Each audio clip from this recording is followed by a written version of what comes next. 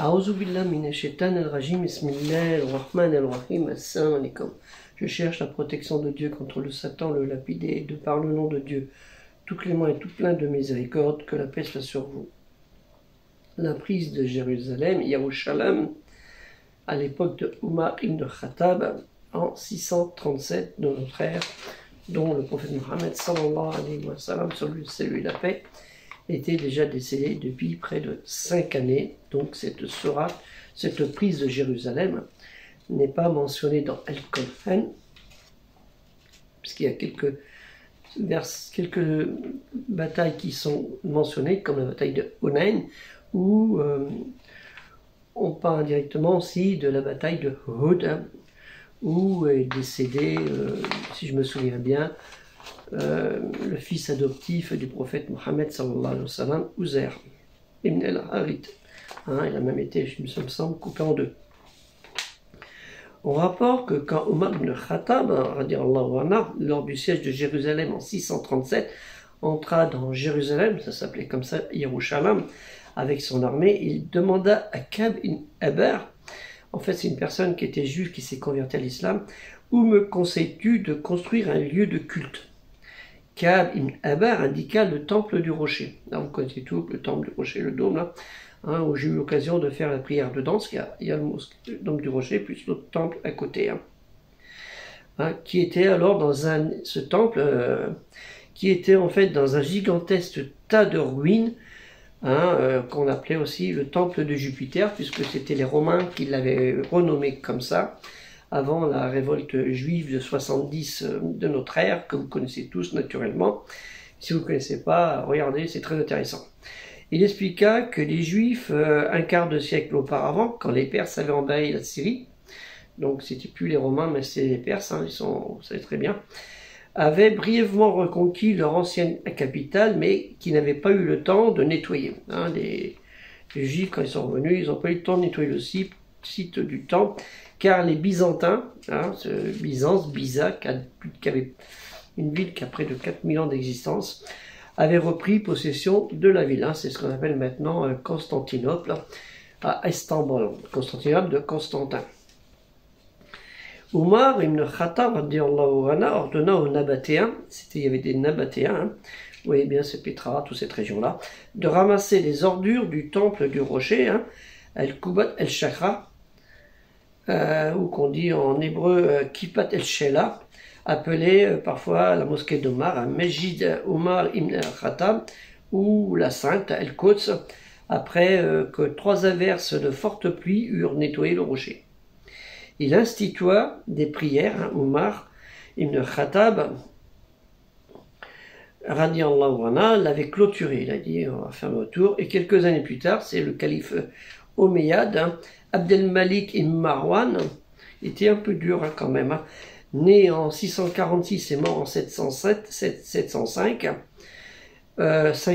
qui était en fait le 5e calife Omeyyade, construisit le dôme du rocher. Enfin, il a reconstruit le dôme du rocher tel qu'on le voit actuellement plus ou moins, faisant partie intégrante de la mosquée la plus éloignée, Mesjid el-Aqsa. C'est important, c'est tout le temple, ceux qui ont été, ils peuvent voir, c'est très intéressant. Moi j'ai fait la prière sur les deux sites, et en bas il y a des juifs qui se tapent la tête contre le mur, là, bang, bang, un petit message pour le facteur, et puis c'est bon.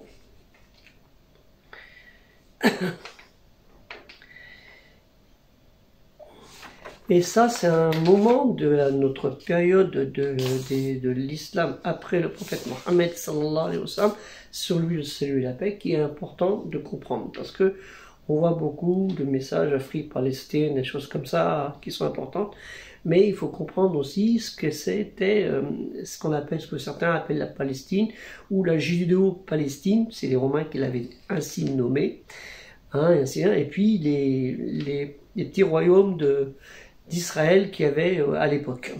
Ça, c'est très important de comprendre cela pour situer historiquement des événements qui sont importants dans la vie des croyants, ce qu'on appelle les musulmans, puisque les premiers juifs qui croyaient qui suivaient le message de Moïse, de Moussa, que Dieu l'agrée, que Dieu lui accorde sa bénédiction et son salut, étaient dans le bon chemin. Après, ils ont dévié, hein, une grande partie, malheureusement. Et ça, même au temps de Moïse, ils ont dévié. Vous savez, l'adoration du veau, mais ils l'ont fait 2 fois. Ils l'ont fait 700 ans plus tard, ils ont refait avec un roi, le premier roi d'Israël.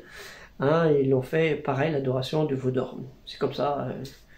Nous, les musulmans, on fait pas mieux. Hein. Des fois, on croit, mais on va voir le médecin, on peut revoir un marabout et on invoque Allah Ta'ala. Il ne faut pas se leurrer, c'est la vérité. Ça arrive. Donc, c'est important de comprendre cette partie du 7e siècle, hein, qui a été un grand changement pour la communauté musulmane et malheureusement un changement brutal bien après avec les fitnas qu'on connaît. Hein, après l'assassinat de Ali et ainsi de suite. Que Dieu l'a créé et lui accorde le paradis. Et ça, c'est très important de comprendre parce qu'on a tendance à confondre des événements qui sont maintenant avec ce qui s'est passé avant et c'en est très très loin puisque Omar ibn Khattab, radiyallahu anhu, à cette même époque, c'est lui qui a demandé aux Juifs de revenir à Jérusalem. Alors maintenant, ceux d'ici, ils veulent les faire partir. Alors, il faut savoir qu'ici, qu'il faut suivre comme chemin. Est-ce qu'il faut suivre le bien guidé Omar ibn Khattab ou certains personnages un peu dangereux qui inculquent des idées perverses en inculquant la haine alors que le prophète Mohammed sallallahu alayhi wa sallam nous a inculqué qu'il ne fallait ni avoir de haine ni avoir d'agressivité parce que ça nous mène dans l'enfer. Je vous ai fait une vidéo à ce sujet et Allah Ta'ala nous l'a dit, ne pas injurier les gens parce que de peur qu'ils injurent qu'ils injurent Dieu, notre Dieu à nous, Allah Ta'ala, lui est très exalté, l'unique Ahad. Donc faites bien attention à ça, c'est très important d'avoir un bon comportement sur ce sujet et de comprendre l'histoire de ce qui s'est fait pendant la période du prophète Mohammed sallallahu alayhi wa sallam, celui la paix, bien avant, parce qu'il y a tout plein de versets de Al-Qur'an, la révélation récitée, qui nous explique ce qui s'est fait avant, hein, puisque Al-Qur'an, une de ces traductions, ça veut dire aussi le rappel, hein, ce qui est important. Et ce qui s'est fait, malheureusement, en bien aussi, malheureusement en bien, et malheureusement beaucoup en mal, hein, avec des millions de morts jusqu'à ce jour. Que la paix soit sur vous, salam alaikum, et aidez le projet culturel musulman universel qui a besoin de vos dons. 10 €, 20 €, vous les donnez maintenant, vous y pensez plus dans un quart d'heure, mais Allah Ta'ala, il a 2 anges hein, qui va vous lire toutes les choses que vous avez fait en bien et vous récompenser mieux que ce que je vais vous dire, shukran, zakallahu khair.